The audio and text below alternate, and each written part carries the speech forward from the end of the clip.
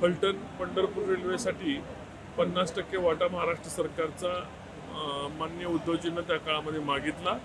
पण माझा शब्द पूर्ण झाल्याच या ठिकाणी आदरणीय शरद पवार साहेबांनी त्याला विरोध केला आणि केंद्र सरकारच्या कुठल्याही प्रकल्पाला आपण राज्य सरकारने वाटा द्यायचं नाही असं त्या ठिकाणी सांगितलं। आमचा जोरदार त्या ठिकाणी त्या विषयावर माझा वाद झाला।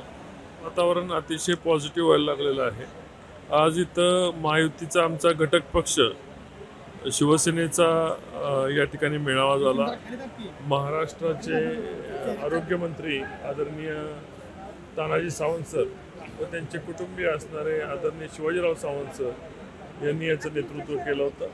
मतदारसंघामध्ये आज बहुसंख्य शिवसेनेचे कार्यकर्ते या ठिकाणी उपस्थित होते आणि एका जोमाने ताकदीने या ठिकाणी 7 तारखेला कमळाचं चिन्ह या ठिकाणी निवडून आणण्याचं ठरवलेलं आहे आणि मोठ्या ताकदीने भारतीय जनता पार्टीचा उमेदवार म्हणून मला आणि सोलापूरचे खासदार आदरणीय राम सातपुते साहेब यांना लोकसभेसाठी पाठिंबा द्यायचं ठरवलं आहे। त्या ठिकाणी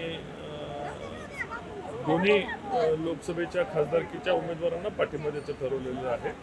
तर मी या निमित्ताने शिवसेनेच्या सर्व नेते मंडळींचं आदरणीय शहाजीबापू पाटील असतील, आदरणीय सावंत सर असतील, त्यांचे शिवसेनेचे जिल्हा प्रमुख, सर्व तालुका प्रमुख यांचे आभार व्यक्त करतो।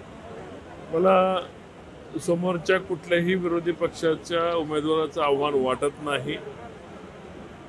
आज या मतदारसंघामध्ये भारतीय जनता पार्टी, शिवसेना आणि राष्ट्रवादी तिन्ही पक्षाचा मिळून प्रचंड मोठा विकास झालेला आहे। तिन्ही पक्षाचं सामर्थ्य या ठिकाणी प्रचंड मोठ्या प्रमाणावर आहे आणि मी मागील लोकसभेला दिलेले सर्व शब्द या ठिकाणी मोठ्या ताकदीने पूर्ण केलेत। सिंचनाचे, रेल्वेचे, रस्त्याचे सर्व प्रश्न मतदारसंघामधले बहुतांश पूर्ण झालेले आहेत आणि त्यामुळे लोकांचा विश्वास आहे की खासदार रणजित निंबाळकर जे बोलतात ते करतात।